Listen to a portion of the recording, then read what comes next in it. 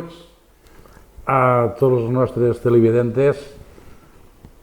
Hoy el programa será en castellano porque el invitado que tenemos nos podrá entender mejor y no le podremos engañar. Tenemos un invitado especial que para la época que estamos nos vendrá estupendo que nos cuente alguna cosa. Falta Tere, hay que recordarla, sí, que no está hoy para acompañarnos. Te echamos de menos. Y esta de tanta poca sustancia es Chelo. Y después Salvador Oliver. Y a mi derecha está el doctor Juan Carlos López, que es especialista en medicina preventiva, tiene también en salud pública y tiene también un máster en salud pública y gestión sanitaria. Entonces, nos va estupendo, porque él trabaja también sobre el tema de vacunas y epidemias y eso, y nos podrá explicar algo también del virus este que está tan de moda. Los virus que están de moda. No, bueno, Este está el de COVID, moda y el encima COVID. mola, ¿eh? El Y encima COVID. mola. Y entonces, además de alguna cosa más, sí que le vamos a pedir de que sea muy generoso con nosotros, porque como no somos médicos ni conocemos la medicina, pues podemos decir alguna cosa que no está dentro de las normas legales. Bien, buenas tardes, señor López, y nos encanta que esté aquí para hablar de su trabajo. Pues muchas gracias. Está en el hospital, ¿no? Sí, pues a ver, me voy a presentar yo también. Yo soy Juan Carlos López, soy médico, soy especialista en medicina preventiva y salud pública. Y yo creo que la medicina preventiva es una especialidad que es muy poco conocida a nivel de todas las especialidades que hay en la medicina. Y en este hospital, o en nuestro hospital, que es el Hospital de Vinaros, tenemos una unidad de medicina preventiva, que es una de las unidades más antiguas de medicina preventiva de la comunidad.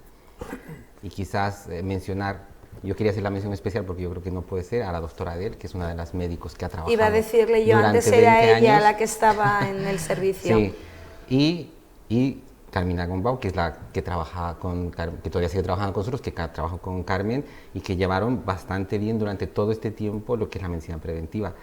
Dentro de la medicina preventiva hay una unidad que es una mención especial para Carmen Adel, que es la unidad del viajero, ¿no? Y es interesante porque realmente la unidad del viajero es una unidad especializada en atender a pacientes, o en realidad en este caso son sanos, que realizan viajes internacionales, ¿de acuerdo? Es una unidad que yo creo que dentro de las unidades a nivel de España fue una de las primeras unidades a nivel de España y a nivel de la comunidad autónoma. ¿La de Vinaros? La de Vinaros. Yo creo que nadie lo conoce, es muy desconocido por toda la población, pero durante muchos años, yo incluso en mi época de formación en Valencia, cuando estuve en el hospital, existía la unidad de internacional en el Hospital General, existía la del puerto y existía la de Vinaros. O sea, no había ni siquiera, luego en Alicante había otra, o sea, no existían unidades en otros hospitales grandes como la FE, y Vinaros tenía una unidad de vacunación.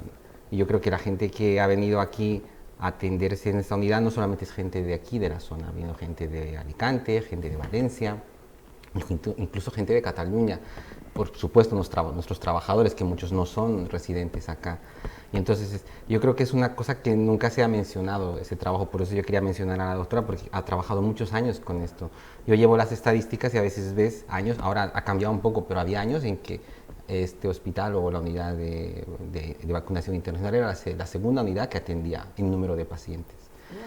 Es una cosa que luego ya se fueron creando más, se han creado en Sagunto, en Valencia, cada hospital ya fue creando unidades de vacunación. También porque en su momento no había gente formada para esto. Quizás en ese momento pues la doctora Adel tenía la suerte de haberse formado, entonces tenía esa formación, tuvo esa capacidad de formar la unidad. Porque para formar una unidad de vacunación o una unidad de viajero, que se le da el nombre más propio, hay que tener dos cosas. Uno, un personal que esté formado, que sepa que trabaje en esto, y contar con todo el stock de vacunas y de material pues para brindar al paciente o a la persona que viaja pues la atención que se quiere.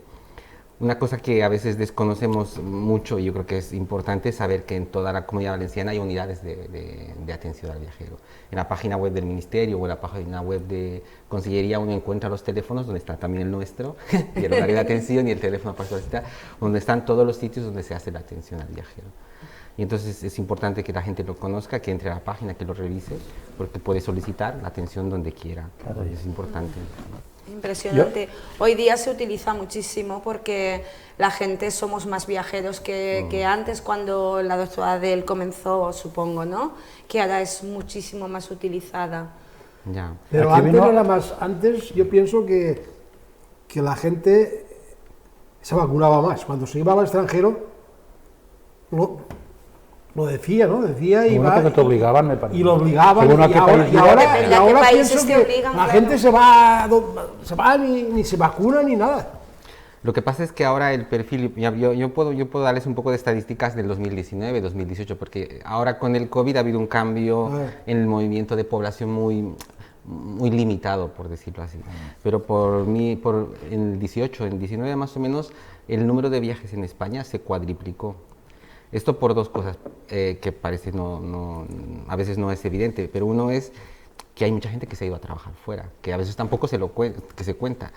Hay mucha gente que también retornó a sus países de origen o también va de viaje, y luego al abaratarse los costes de los viajes, pues hay destinos, la gente siempre ha viajado, no es que no ha viajado, pero hay destinos, por ejemplo, Bali, Asia, Nigeria, o sea, que pues tú, no sé, tú soñabas con ir o habías viajado una vez en tu vida, pero hay gente que en un año viaja a tres rutas de países que se pueden llamar, entre comillas, exóticos o tropicales, que son países donde realmente las enfermedades emergentes, que nosotros no, son emergentes para nosotros, para ellos son enfermedades endémicas, son enfermedades que ellos ven día a día, para nosotros no, porque aquí un dengue no hay, o sea, escuchamos un dengue, una fiebre hemorrágica, escuchamos una viruela del mono, lo que sea, y para nosotros esto es nuevo, pero ahí ya llevan 30 años con eso y teniendo otras enfermedades más. Entonces, claro, eso ha propiciado a que, primero, a que las enfermedades, lo que hemos puesto en el título de inicio, viajen, porque claro, ahora la enfermedad viaja, no es como antes, uno puede llevar el virus, la bacteria o el parásito de un sitio a otro, y el movimiento es tan sencillo que uno puede desplazarse, o sea, como le decía, uno puede estar en Bali al día siguiente,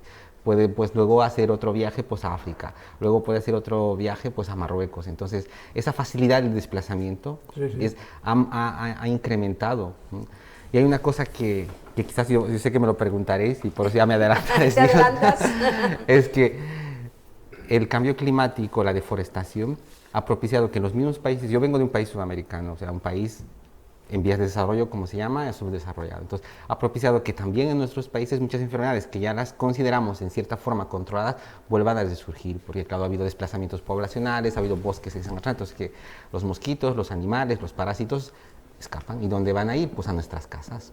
¿Y dónde van a colonizar y dónde van a infectar? Pues a los seres humanos. Y hay bichos o gérmenes que por ahí nunca han tenido o nunca producieron una enfermedad en un humano, pero en este momento pues van haciendo esos saltos porque eso es lo que está pasando. O sea. Y no es verdad también que quizás hay, como está todo tan abierto, viajamos tanto, que hay menos control a la hora de solicitar pues, tu documentación de qué vacunas tienes, qué vacunas no tienes, qué enfermedades has pasado, ¿no? Por ejemplo, yo la primera vez cuando me fui muy jovencita a Holanda, recuerdo que para solicitar permiso de residencia en Holanda yo necesitaba todas mis vacunas y sobre todo en ese tiempo la de la tuberculosis. Era fundamental poder demostrar que estaba vacunada contra la tuberculosis. Si no, no tenía permiso de residencia. Sin embargo, ahora tú vas a vivir a Alemania o vas a vivir a Dublín, por ejemplo, los jóvenes con los Erasmus claro, y todo, es que incluso, y no piden esta incluso documentación. antes, por ejemplo, te ibas a Sudamérica y era obligado vacunarte. Sí, pero ya ves, yo ya mismo solamente sobre Europa, que hay una demografía en Europa tremenda. Los chicos de Erasmus cada 2 por 3 van a países diferentes. Sin embargo, no solicitan ningún tipo de esta documentación. Sin embargo, por ejemplo, la tuberculosis es una de las enfermedades que ha vuelto a Europa, que estaba erradicada, pero ha vuelto a Europa. ¿Es correcto lo que digo o no? A ver, es que esto es un poco, hay que ver desde dos aspectos. Por ejemplo, las unidades de atención a viajeros generalmente atienden a destinos tropicales, aunque no están cerrados. Por ejemplo, a veces nosotros atendemos a gente que va, por ejemplo, a la parte del centro europea y va a trabajar, por ejemplo, al Pirineo o a sitios muy boscosos, que, por ejemplo, se suscita que se vacunen de una encefalitis específica, que es por picadura de garrapata, que el gobierno, por ejemplo, suizo o alemán lo exige, ¿no? Pero es una cosa muy específica. Y la mayor parte de los que acuden a nuestra consulta son gente que van a destinos tropicales. Entonces, es importante, ahí voy a remarcar algo porque es importante. O sea, yo siempre he considerado que hay 3 cosas que son importantes cuando uno viaja. Y lo más importante, que es lo que menos hacemos, es la información.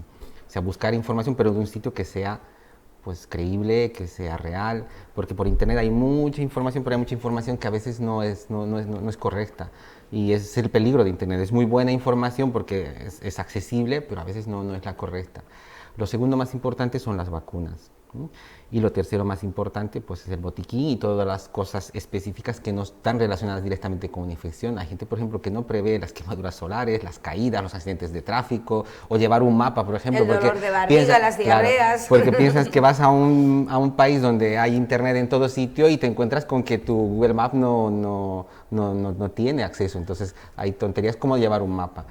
Y acerca de lo que usted decía es interesante porque, claro, no es que no se exige o se exige, más bien es al revés. O sea, hay una normativa europea y gracias a lo cual hay una regulación acerca de lo que es los calendarios vacunales en niños. El problema es que lamentablemente las vacunas a nivel europeo, especialmente por la legislación, por la normativa, no se puede exigir de forma legal la obligatoriedad. O sea, para que una vacuna sea obligatoria tiene que pasar por una situación legal muy complicada. Por eso hay los antivacunas. ¿Se imagina? Si ahora en este momento diría, mira, es obligatorio vacunar en Polonia y en Rumanía de sarampión a todo el mundo porque ahí hay brotes. Pues yo creo que nos llenaríamos las calles de gente protestando porque dirían, no, o sea, yo tengo derecho a vacunarme o no. Y entonces esa es una de las cosas que pasa. Pero hay vacunas obligatorias, por ejemplo, como la fiebre amarilla. ¿Por qué? Porque es una enfermedad que está limitada a una zona geográfica como es África. Lo que se trata con la vacunación es evitar, por ejemplo, que llegue a Europa o a otro país. Y como se transmite a través del mosquito, existe aquí, que no sabemos si no, que existe un mosquito que pueda también tener como reservorio a este virus y transmitir a otra persona y quedarse de forma endémica en la zona. Por eso es obligatoria. Pero también ha habido cambios en la vacunación, como en la tuberculosis, pues que por eso el ejemplo es así. Es que También, yo casualmente claro, la pasé, la cogí después y todo. Pero es interesante porque lamentablemente, por ejemplo, las vacunas, la primera vacuna que se ha creado, que además tiene una historia muy interesante, que es la de la vacuna de la viruela, y una de las segundas vacunas que ha sido interesante su producción y su administración a toda la población fue la vacuna de la tuberculosis. El problema de la vacuna de la tuberculosis es que con todos los años que tenemos de llevada la vacunación se ha demostrado que la efectividad es muy baja. Entonces, solamente en teoría protege contra las formas más agresivas, que es la miliar y la generalizada. Pero aún a pesar de eso, se ha visto que pacientes con tuberculosis miliar y teniendo vacuna se han contagiado. Entonces, al ver la poca efectividad de la vacuna, se ha ido quitando de los calendarios vacunales. Hay pocos países donde casi ya no se vacunan. Sí, a partir del 73 ya no se volvió a... Entonces, y claro, y uno dice, ¿por qué no se vacuna si la enfermedad está volviendo a Europa? Y está volviendo porque por la migración, por los viajes, por la gente. Y no solamente los migrantes, a veces hay gente de aquí que va a trabajar a un país africano, vuelve aquí y a veces vuelve con una tuberculosis. Pero claro, el problema es que si vacunamos, como le comentaba, es una vacuna que no es efectiva, entonces no tiene sentido, o sea, no previenes con esto. Claro. Por eso incluso en Reino Unido, más que la vacuna de la tuberculosis, lo que se pide es la prueba de Mantuz, que es para saber si tú te has contagiado con tuberculosis. Y si una persona se ha contagiado de tuberculosis y no tiene la enfermedad, puede estar contagiada y no estar enferma, que es otra cosa, pues se le da un tratamiento para evitar que desarrolle la enfermedad. Sí, en Reino Unido esto se pide. se llama ¿cómo se llama este tratamiento? Se llama quimioprofilaxis. Vale, eso es. Y la enfermedad se llama tuberculosis latente. Vale, sí. Pero tú debiste matar al microbio. No, yo lo pasé muy mal, yo lo pasé muy mal. Estuve 2 años y medio de tratamiento, Claro. y lo pasé muy mal. Además tenía una tuberculosis que era resistente al primer tratamiento, al tratamiento más importante, a la rinamicina, ¿no? O como se llame. Sí. Y entonces 2 años y medio de tratamiento, o sea que sé bien de lo que hablo. Por eso yo aconsejo, yo cuando he viajado a Filipinas, me fui a la doctora Carmen Adel a que me pusiese todas las vacunas que necesitaba y Filipinas no es uno de los países que necesitas muchas, o sea, es más que nada si te las pones preventivas que otra cosa, porque no hay ninguna obligada realmente para Filipinas. Yo creo que ese es un error.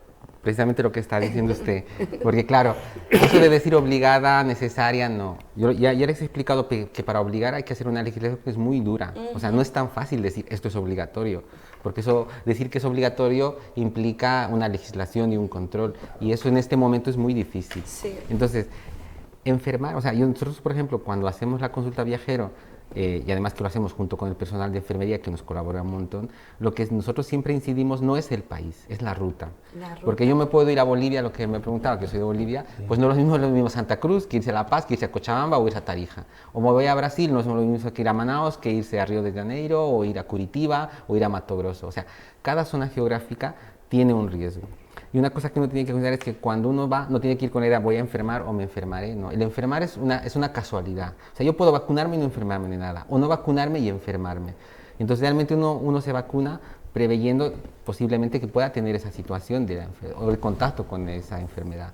Entonces, es importante para nosotros, por lo menos siempre nos creo que es importante vacunarse porque estás dentro del rango de riesgo, porque al final igual tendrás un riesgo aún vacunándote, pues lo que hacemos es disminuir el riesgo. Si tú tienes un riesgo así de enfermar, pues así. Ahora, ¿puedes viajar 20 veces y no te enfermas? Pues muy bien, no te has vacunado nunca. Hay gente que viaja por primera vez y coge una diarrea. Yo recuerdo ya, ahora que está diciendo eso de obligado o no obligado, y recuerdo una cosa que voy a comentar, porque ahora ya no se habla de esto. Al principio de que iban los testigos de Jehová, que tenían la sangre, que eran contrarios a la transfusión de sangre, sí.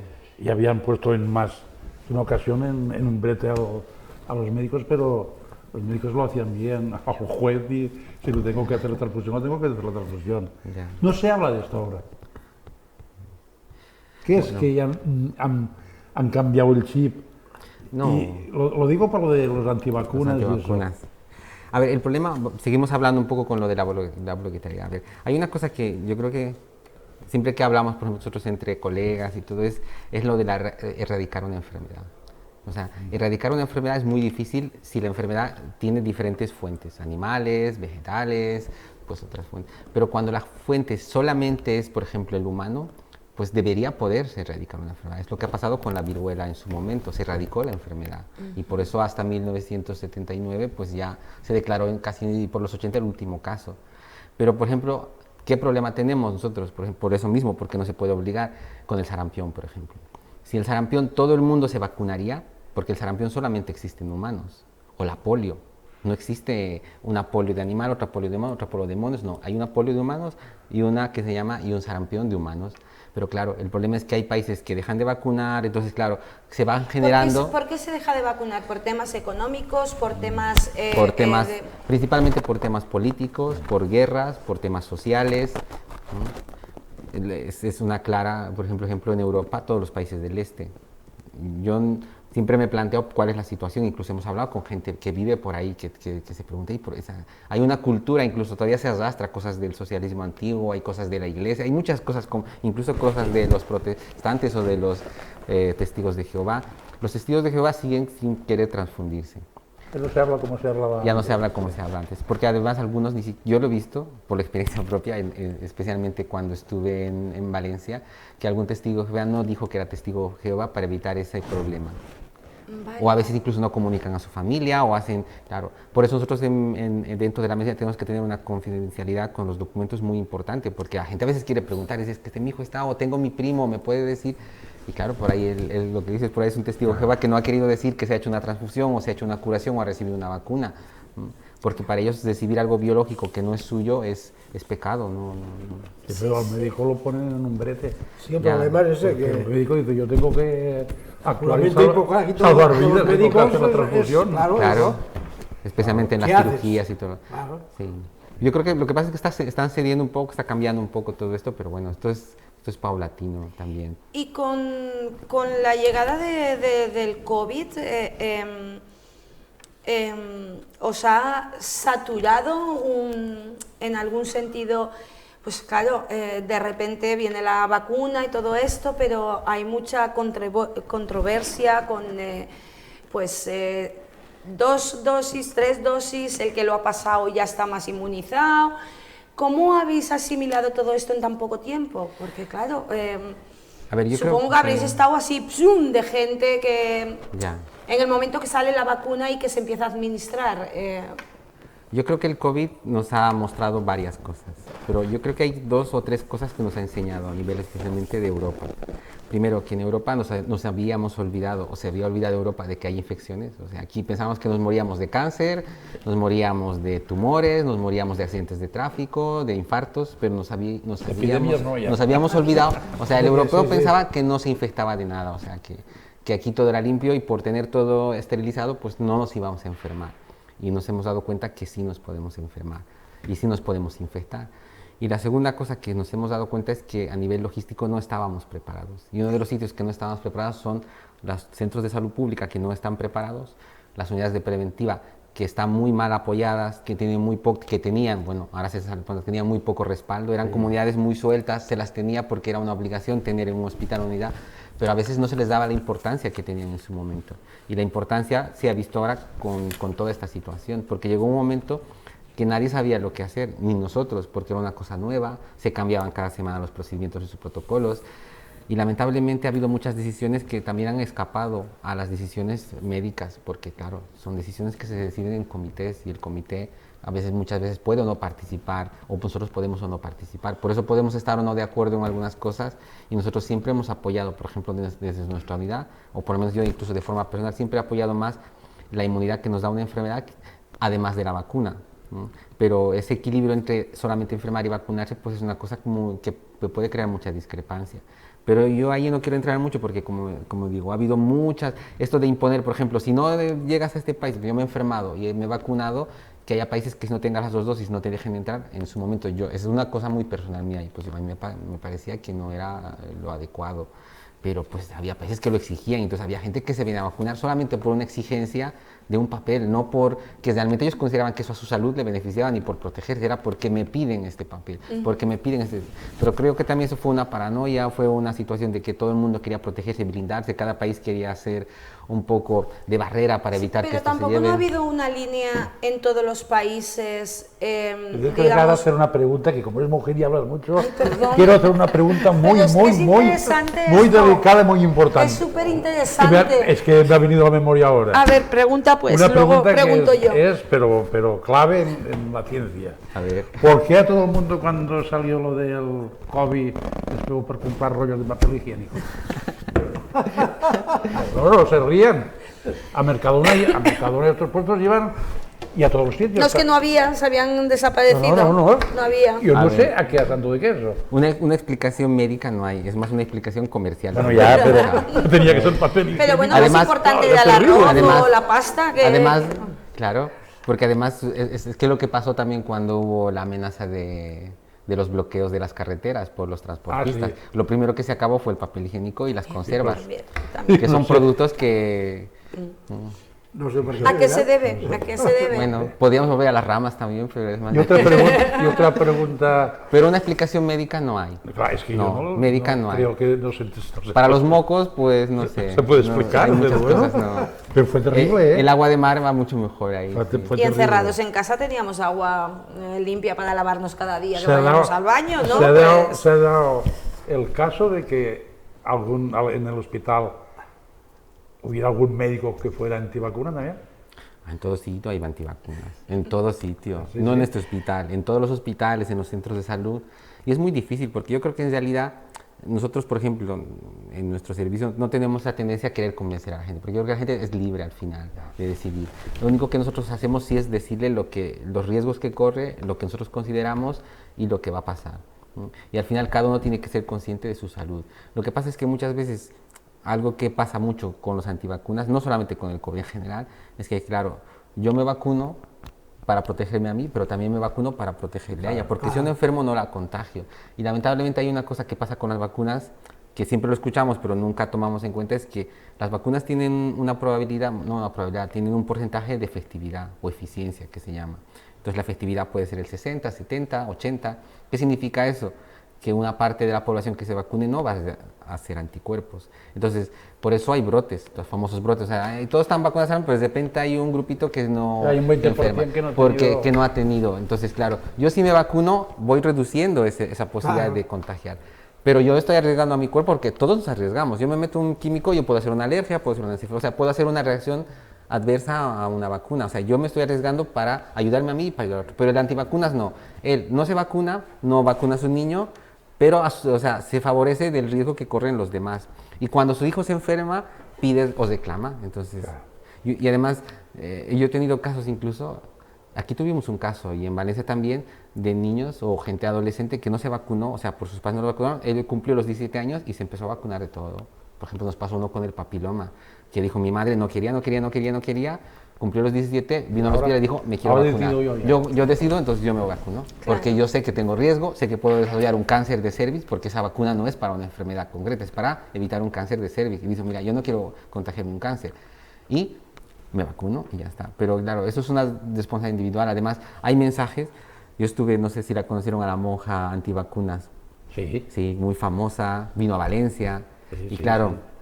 también hay que tomar en cuenta que la gente, la forma que dan, porque si yo, por ejemplo, doy un mensaje y soy muy elocuente, tengo esa capacidad de convencimiento, porque la gente se mueve mucho, por eso hay youtubers, hay instagramers, y no todos podemos ser youtubers, por si todos podíamos esa capacidad de convencimiento de la gente, o de convencer, o de cambiar las ideas de la gente, pues no, pues todo el mundo sería famoso, pero no es así. Hay gente que tiene esa capacidad, lamentablemente hay gente que tiene también esa capacidad de convencer bien y de convencer mal. Yo no digo que todo sea bueno en las vacunas, porque eso sería mentira. Hay siempre intervenciones pues a nivel comercial, a nivel pues económico, el mundo se mueve por la economía, pero negar que existe un beneficio con la vacunación, o sea, negar que una vacuna no está ayudando a que una persona no enferme, y basta con hablar solamente de la viruela o de otras enfermedades. O sea, la viruela nos ha mostrado que es la primera enfermedad que se ha erradicado, y cuánta gente se moría por viruela.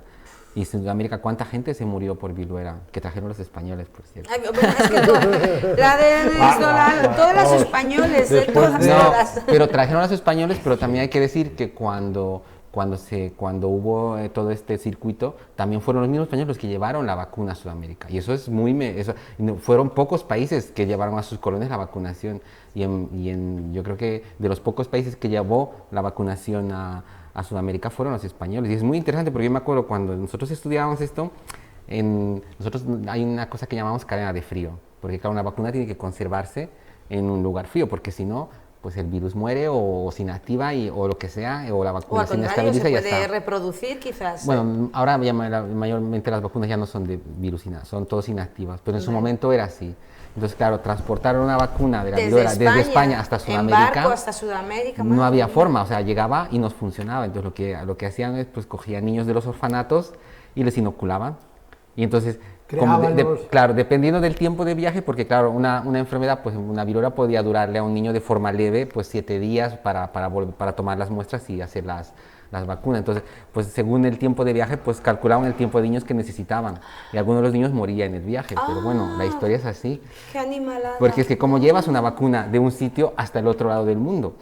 Sí, sin neveras, sin hielo, en América, en Sudamérica y México y estas zonas, han desarrollado muy buenas cátedras de algunas especialidades. En México, sobre el corazón, y en Cuba. Y quiero decir yo que la medicina allí está al día. Bueno, eso ya no es infecciones, ya. No, pero me refiero yo que esta desproporción que había con el país de aquí, allá ya se ha superado eso. A ver, el ahora problema... Hay países que, por ejemplo, yo sé, he leído algunas cosas en Cuba por el tema del corazón, y en México tenía un amigo ya, y tenían de eso de todos los temas de enfermedades del corazón, muy bueno, muy bueno. A ver, y no hace mucho, y más adelante vi por televisión que era joven, el jefe del equipo que operó de la cabeza, era de los nervios, que yo siempre digo de los nervios. El neurólogo, el jefe de neurología. A la que fue presidenta de la Argentina, que era española, que se quedó viuda, ¿cómo se llamaba? No ¿La Perón? No. Después dice... ¿La Cristina? Sí. Cristina. Sí, Cristina. Sí, era de origen español. Y el que la operó... Es raro, no era italiana, ¿no? Los argentinos... Sí, era italiana. No, aquí ni había una que era española. Era va a ser presidenta de Argentina. Siempre va a quedar viuda.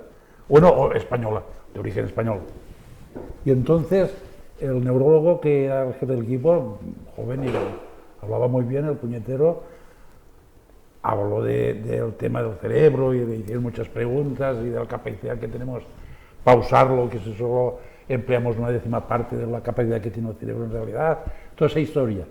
Y explicó lo de la operación y allá hay gente muy buena, ¿eh?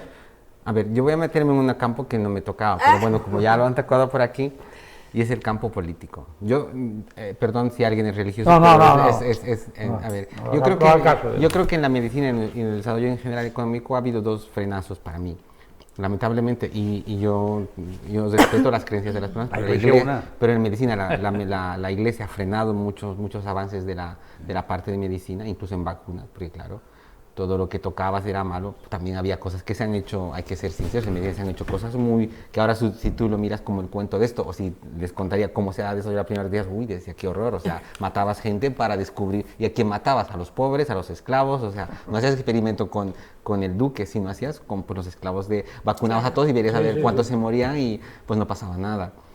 Pero en Sudamérica, eso hablando más de la parte política, mira que yo, por suerte o mala suerte, he vivido dos partes de la generación, porque tengo una edad, y entonces he vivido de toda la parte de la corriente política derechista y militar que hubo en su momento, y luego la corriente socialista que se ha popularizado.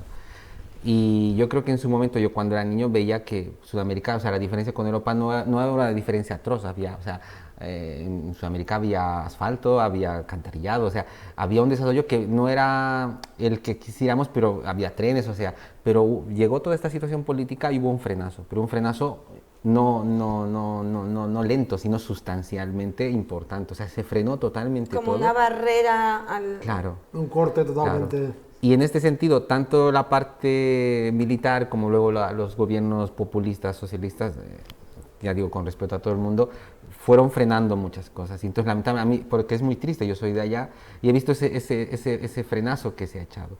Y habiendo gente muy capacitada, habiendo situaciones, o sea, es un continente muy bonito, que tiene mucha naturaleza y tiene para explotarse materia prima mucha, pues se ha frenado mucho. Y en medicina lo ha notado también. Sí. Y lamentablemente la medicina en Sudamérica es una medicina muy privada. Y entonces, claro, el desarrollo de la medicina privada es normalmente bueno porque el que tiene dinero pues paga, y el médico que trabaja en una privada pues está muy bien formado, viaja a Europa, a Estados Unidos y hace buenas cosas, pero claro, ¿quién accede a eso allá? No es como aquí, o sea, ¿quién accede? Accederá pues la gente que tiene un recurso, dinero. O si yo puedo pagarme un seguro, es como aquí yo me pago un seguro en una institución privada, bueno, no en el público, ahora solamente en un privado, pues pagaremos 50, 100 euros al mes. En Sudamérica, si tú quieres tener un seguro privado, tienes que pagar 600, 800 dólares, o sea, casi 1.000 euros al mes, todos los meses. ¿Cómo funciona más o menos como en América? Estados Unidos tienes que pagarte un seguro. Sí, no, por eso pregunto. No o sea, la seguridad social no existe. ¿Seguridad social como la conocemos aquí en España? A ver, solo existe, no existe. No existe. Lo que pasa es que está cambiando mucho ahora. Hay mucha tendencia a crear seguros, coberturas de seguros a poblaciones vulnerables, que a mí me parece adecuado, o sea, no sé, mujeres embarazadas, niños pequeños, y eso ha mejorado mucho, está mejorando, está cambiando las cosas, no es que esté, tampoco ahora ya, pero todavía se sigue potenciando mucho la parte privada, o sea, la parte privada, y luego los hospitales públicos, depende de cada país. Por ejemplo, los hospitales públicos en Argentina, yo que estuve ahí, son mucho mejores que los de Bolivia. O sea, si tú, por ejemplo, tienes un accidente de tráfico, te llevan a un hospital público de Argentina, te dan una atención básica mínima bastante aceptable y buena.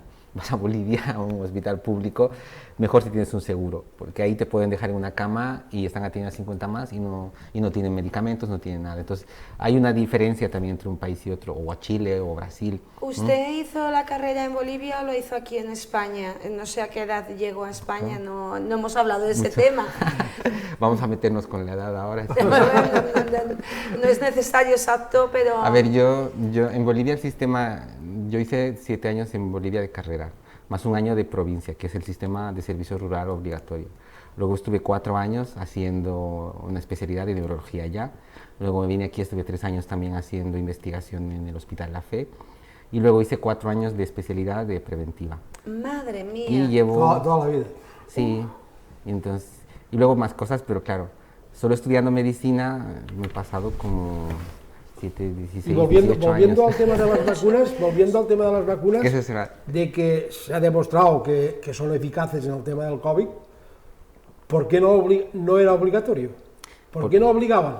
¿Por qué no era Pues obligatorio? en otro polítics. Por lo que hemos dicho.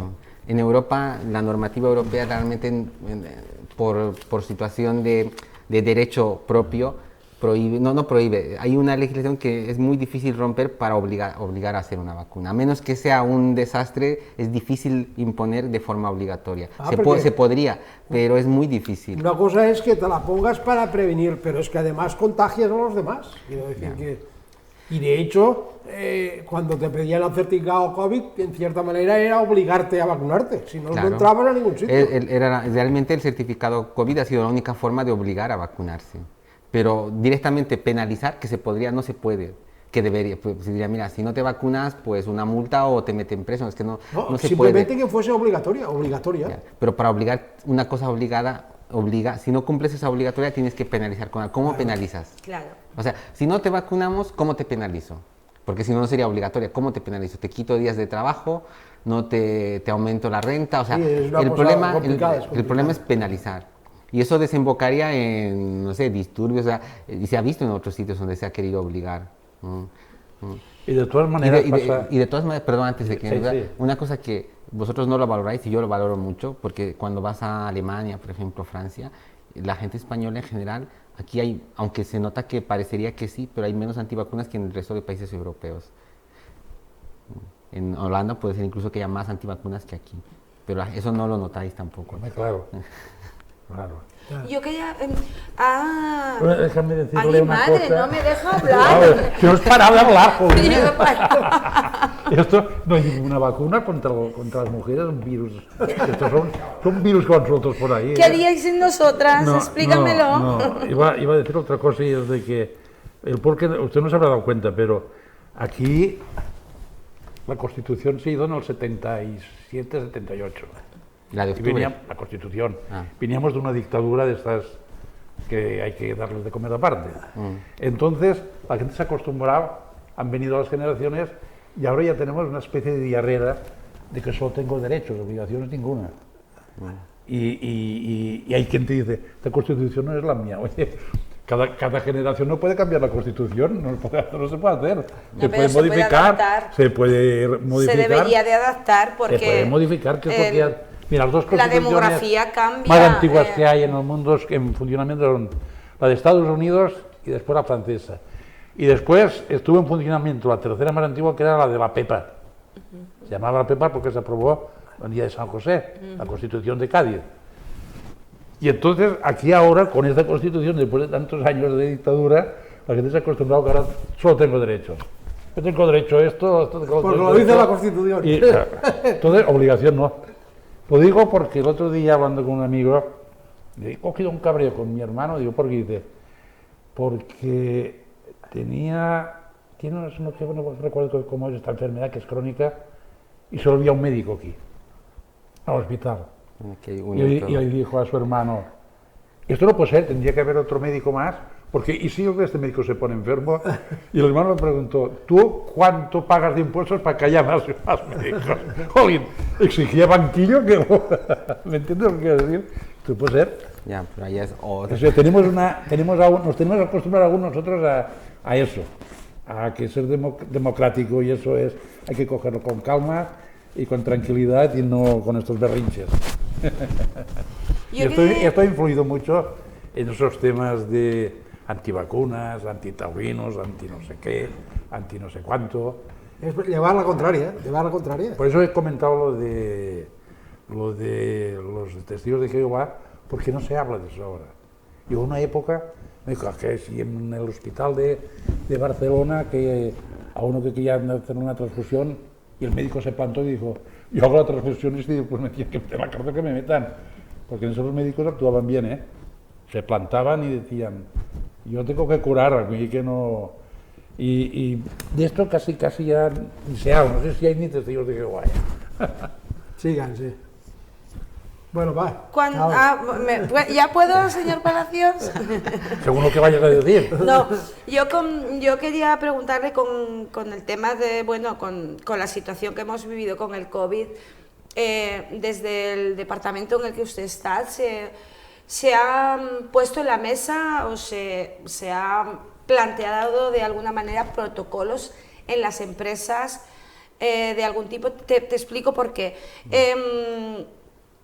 Mi marido trabaja para una empresa extranjera, fue a trabajar a Francia, él estaba vacunado porque le obligaba a su empresa, entre comillas, le aconsejó que se tenía que vacunar para poder viajar, y resulta que, claro, él llevaba supervisión de 30, 40 personas que venían de una semana de Rumanía, una semana de Bulgaria, una semana de no sé cuántos. Sin embargo, su empresa no tenía ningún tipo de protocolo, pero mi marido tenía que estar vacunado para no contagiar a sus trabajadores. ¿Ha habido algún tipo de protocolo aquí en España empresarial para controlar esto? Porque claro, afecta...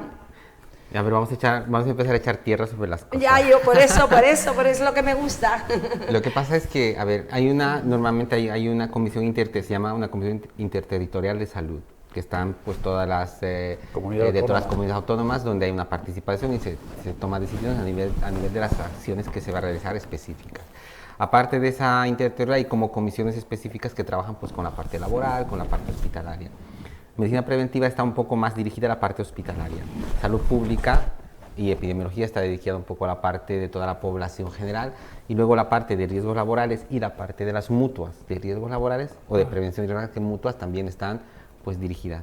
El problema que ha habido con las empresas, y perdón que lo diga aquí porque vamos a sacar temas que no son así, es que lamentablemente en todo el periodo de la pandemia las mutuas como que se han desentendido un poquito de su labor directa que tenían con los trabajadores no sanitarios y con las empresas a nivel de protección, a nivel de brindarles información, seguridad y todo lo demás. Y eso ha sido un poco, y la vacunación igual, o sea, nosotros incluso desde preventiva y salud pública hemos tenido que asumir grupos de poblaciones que no nos tocaban porque había un poco de desidia de parte de algunas empresas de demorar la situación. En su momento hubo un estado de alarma donde realmente el hospital ha canalizado todo, incluso nosotros desde preventiva hemos atendido a personal sanitario que no era del hospital, que era de privadas, porque el hospital formaba parte de esa situación. Pero una vez que acabó el estado de alarma, ellos tenían que hacerse cargo de todo esto. Y ha habido un poco, porque hay normas, hay leyes, hay regulaciones, hay procedimientos. Que tú con un procedimiento puedes estar o no de acuerdo, eso es discutible. Que lo puedes modificar un poco también, porque al final la empresa tiene una normativa. Incluso una empresa puede exigir, no obligar, eso sí es distinto, pero puede exigir y puede decir, mira, tú tienes que vacunarte, o sea, pero obligarle no, porque ahí entra la ley. Si no tiene, el otro puede hacer una demanda y ya está, pero puede exigirle. O puede decirle, mira, la recomendación en esta empresa es que estés vacunado, que tengas esto, que lleves ese tipo de protección. Y hay normas que no son, que no son recomendaciones, que son exigencias de protección, por ejemplo. Y eso hemos visto nosotros, claro, nosotros no podemos, tampoco nos da más la vida, porque en preventiva, digo, no solo llevamos COVID, llevamos muchas cosas más, y en el hospital, no, claro. Y hay muchas cosas que nosotros llevamos hasta del agua que se consume en el hospital, del aire que está respirando en el hospital. Nosotros en preventiva controlamos esto, y por ejemplo, eso no sé, nadie lo visualiza, y a veces se hacen cambios, se tienen que revisar, porque si no, se generarían infecciones por este tipo. No ves que una paloma, por ejemplo, ahí está caminando por un sistema de aire, y si no haces un control del sistema de aire, pues puedes contagiar a un niño o a un adulto. Y con el agua lo mismo, el agua, a pesar de estar clorada, hay depósitos de agua, y estos depósitos se presentan en cualquier sitio, incluso en una empresa o en un hospital, pues un riesgo de infección. Salud pública, por ejemplo, la gente también no lo nota, hace controles de agua en todas las empresas que llevan depósitos de agua. Si no tienen depósito, dependiendo del tipo de volumen o el tipo de agua caliente, fría, también se hacen. O sea, hay un trabajo de detrás de prevención que no se visualiza, de los alimentos y todo.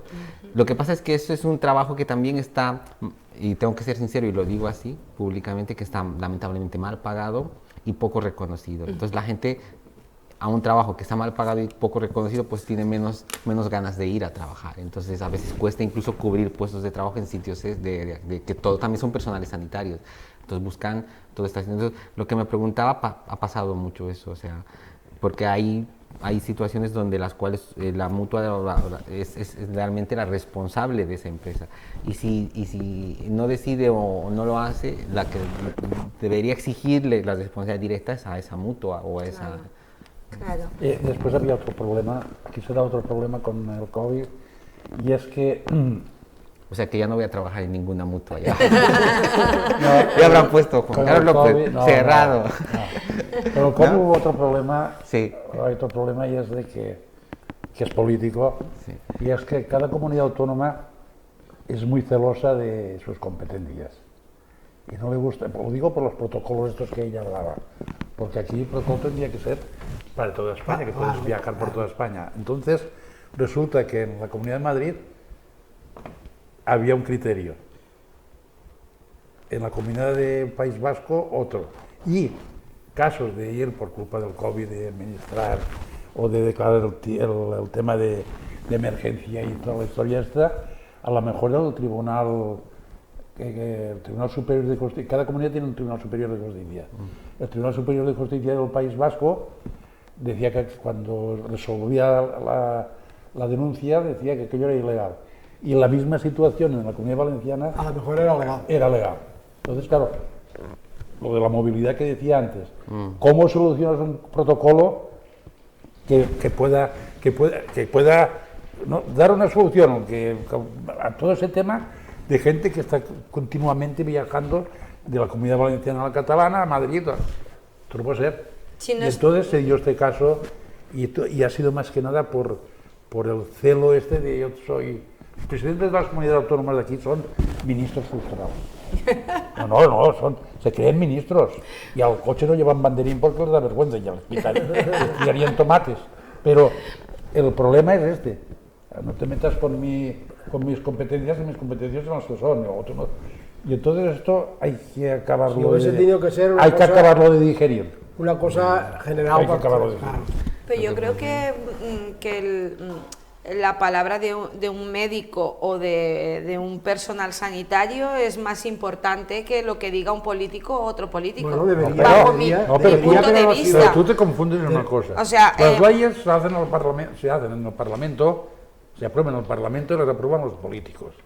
Entonces, aquí Sí, había- los políticos que hemos elegido nosotros. Claro, Pues claro, deberían claro. representarnos a nosotros. Claro. Y yo creo que Y un médico cuando- sabe y cuando- más y cuando ves de que no salud. funcionan, y cuando ves que no funcionan Que los un políticos, político. entonces votas la chicholina, como fueron los italianos, o a la de Madrid, que aquí que también está como una cafetera. Porque yo haré más caso a una recomendación que me dé un médico que no a la que me dé un Pero el político. médico no legisla.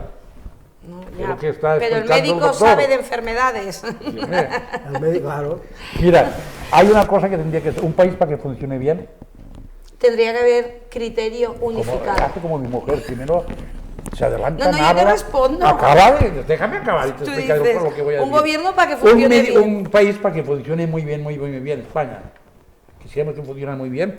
Los sueldos más elevados que se pagasen tendrían que ser los de la sanidad, hablo de sanidad, todos, Totalmente de médicos, acuerdo. Y los de educación. y la educación. Totalmente de Y sin acuerdo. embargo le dan más al futbolista.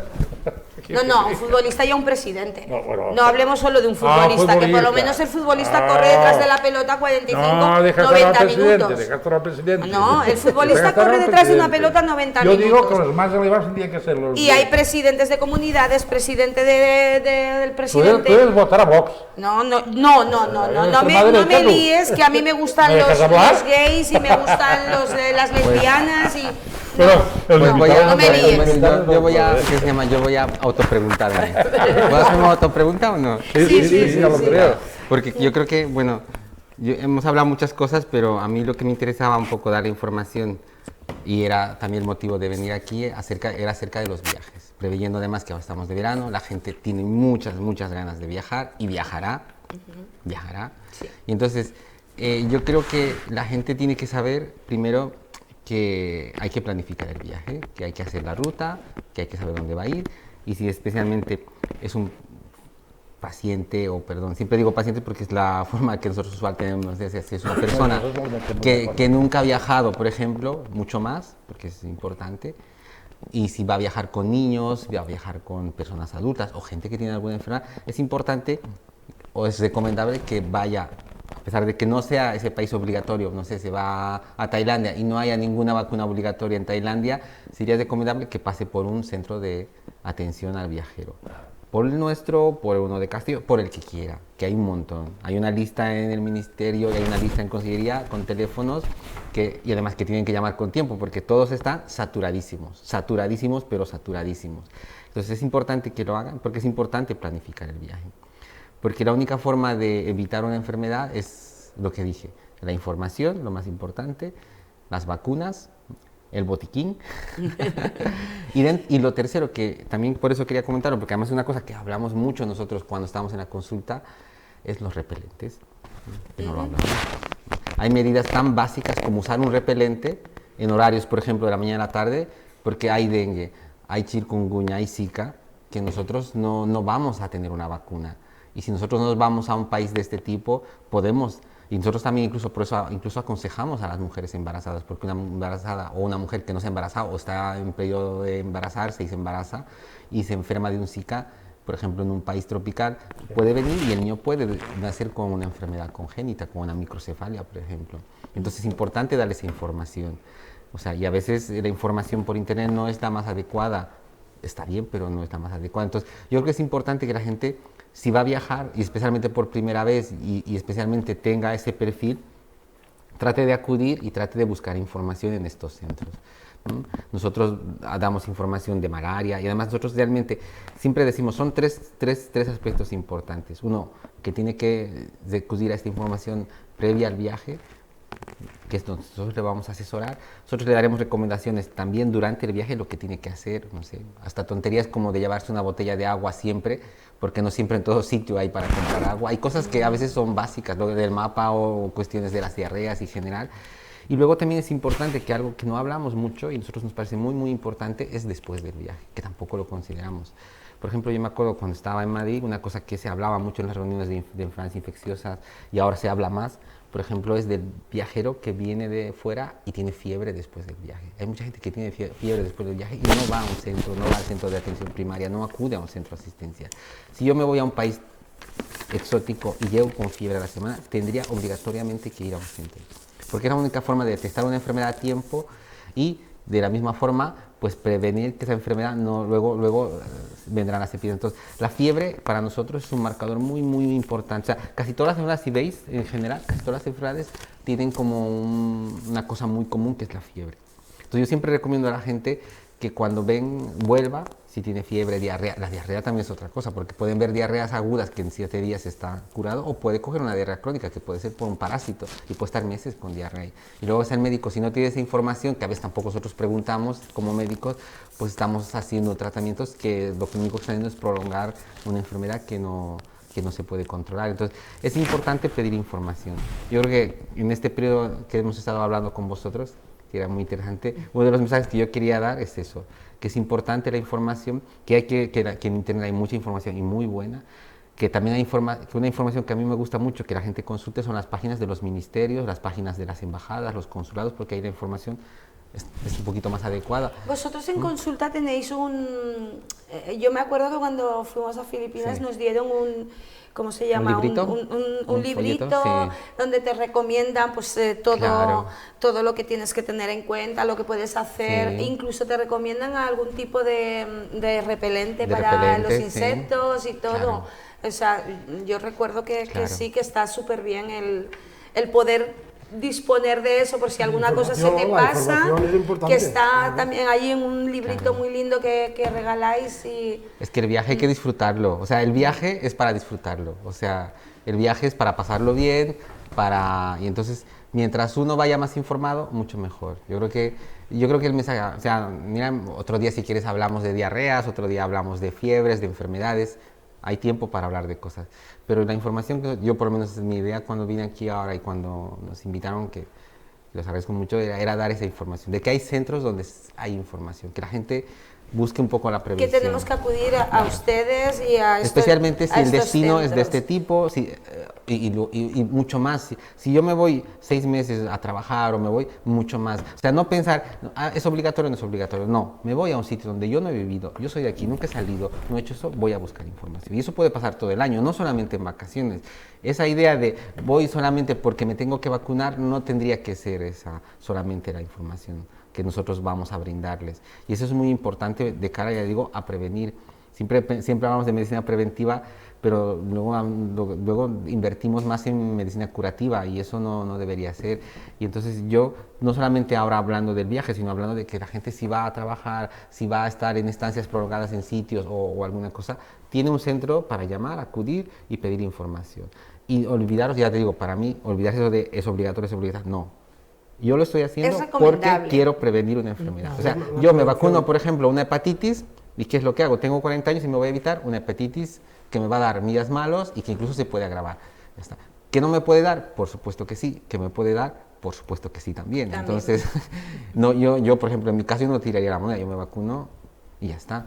De todas maneras, está diciendo algo que, sí, claro, es muy importante, que ahora se viaja mucho y a todo el mundo además, a todo el mundo.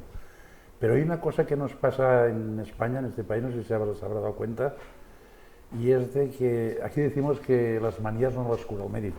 Las manías no las cura el médico. Y diré por qué. Aquí uno no se tiene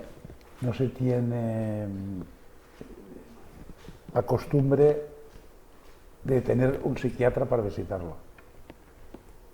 O que te digan que tienes que ir al psiquiatra.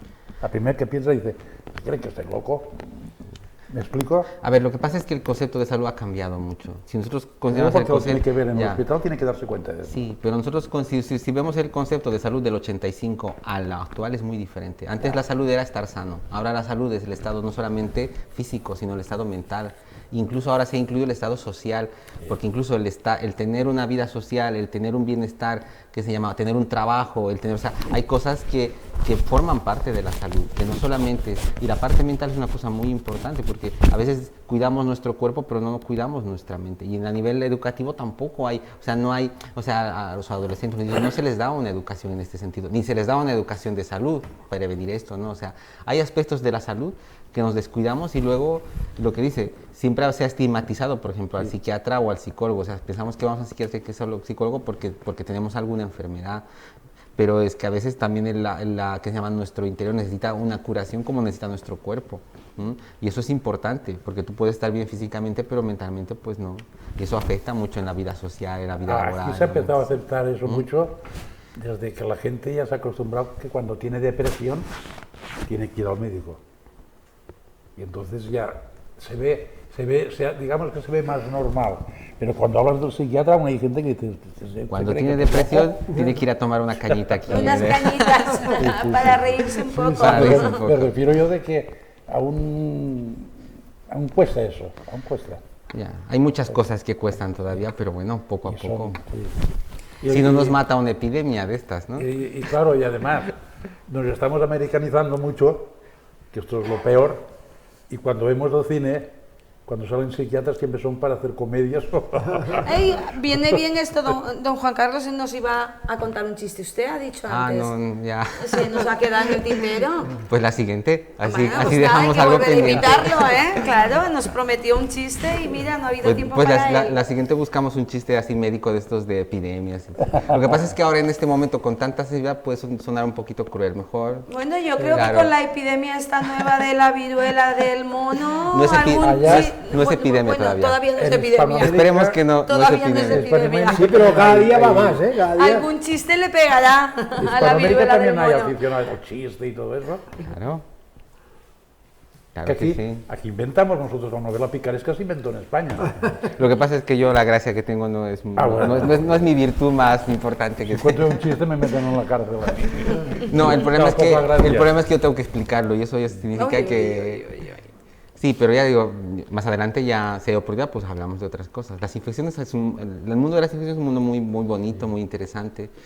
Y es un mundo que era muy desconocido y ahora, no gracias, porque nunca hay que dar gracias, pero por la situación del COVID la gente se interesaba un poco de saber todo del sistema inmunológico y todo lo demás.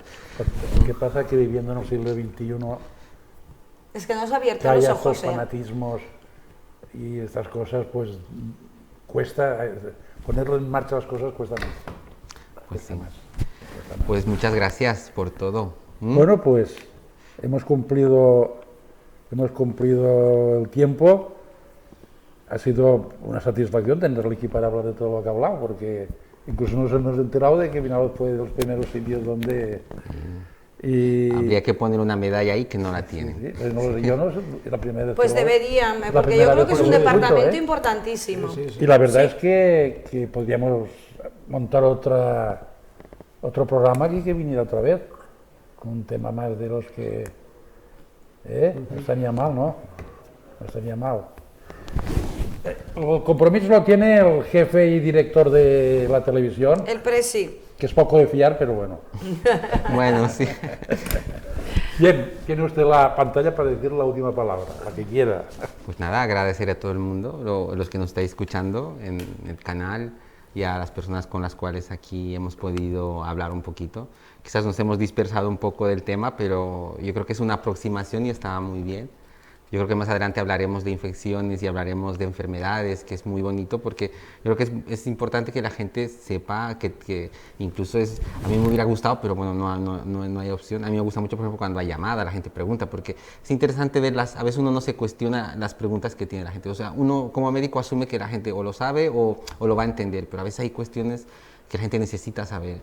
Yo creo que aparte de darles nosotros la atención, darles una receta, la información es una cosa muy, muy importante, porque aparte nos tranquiliza mucho, o sea, saber, mira, tengo una duda y que yo te conteste sabiendo desde el punto de vista algo, pues te tranquiliza o por lo menos te ayuda un poco, porque la incertidumbre es algo que nos mata mucho. Y el COVID nos ha, anímicamente y psicológicamente, nos ha desgastado, nos ha hecho mucho daño. claro. Y volver a decir que tenemos las puertas abiertas en el hospital, que yo sé que lo he dicho 20 veces, pero gracias al trabajo de la médico como la doctora como Carmina, de la enfermera, pues hay un centro que ya lleva trabajando, ¿cuántos? 15, 20 años, trabajando en atención de pacientes de viajes, vacunando y haciendo atención de prevención, que eso es muy importante, ¿no? Que también lo conozcamos. Y nada, muchas gracias. ¿no? Doctor, muchísimas gracias. Un placer. Y volvemos otra vez con otro programa, si usted quiere venir. Si encuentro la dirección.